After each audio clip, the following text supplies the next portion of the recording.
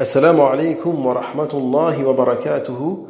Langue arabe et éloquence. Pour beaucoup, l'éloquence consiste à s'exprimer avec beaucoup de termes soutenus, qui peuvent renvoyer l'image que celui qui parle est un grand orateur. Ceci est faux, aussi bien en français qu'en arabe. L'éloquence en arabe, al-balagha, est le fait d'adapter sa parole à la personne qui nous écoute, tout en choisissant les termes et tournures adéquates. Et le Coran est rempli de balagha. Nous reviendrons sur la balagha du Coran dans une autre vidéo, Inch'Allah. Restons sur la balagha en général. Pour résumer, la balagha est la manière exacte d'agencer les termes selon ce que l'on souhaite exprimer. Et cette parole doit correspondre à l'état de la personne à qui je parle.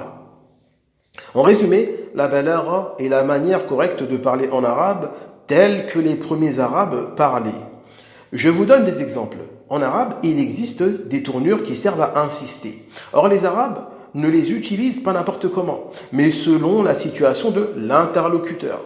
Si ce dernier ne connaît rien à l'information, alors nous allons simplement lui transmettre l'information sans insister. Par exemple, Muhammadun Rasulun. Muhammadun Rasulun. Muhammad est un messager. Donc, celui-ci vient d'apprendre cette information pour la première fois.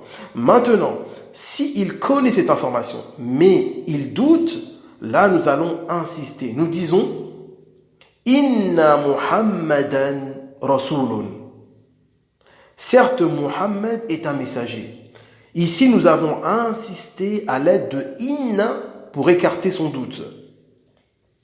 S'il doute encore plus, nous allons insister doublement. Nous dirons Inna Muhammadan la Rasulun. Certes, Muhammad est vraiment un messager.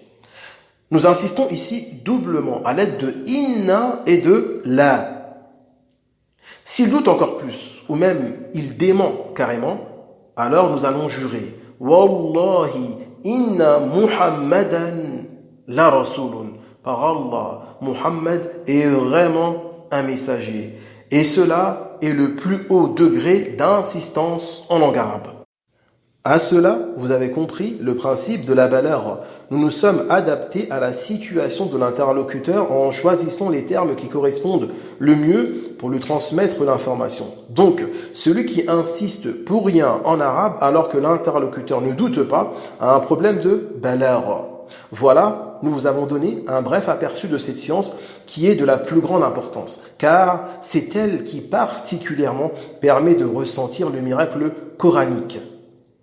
Car le Coran excelle dans ce domaine et fait usage de cette science de manière divine. Nous vous préparons d'autres vidéos sur la balagha et aussi un niveau 6 chez Saudi Institute qui sera dédié à cette science, Inch'Allah. Si vous avez aimé cette vidéo, alors likez, abonnez-vous et activez la cloche pour ne pas manquer une miette et surtout partagez sur les réseaux. Je vous dis à bientôt pour une prochaine vidéo et d'ici là, qu'Allah vous préserve.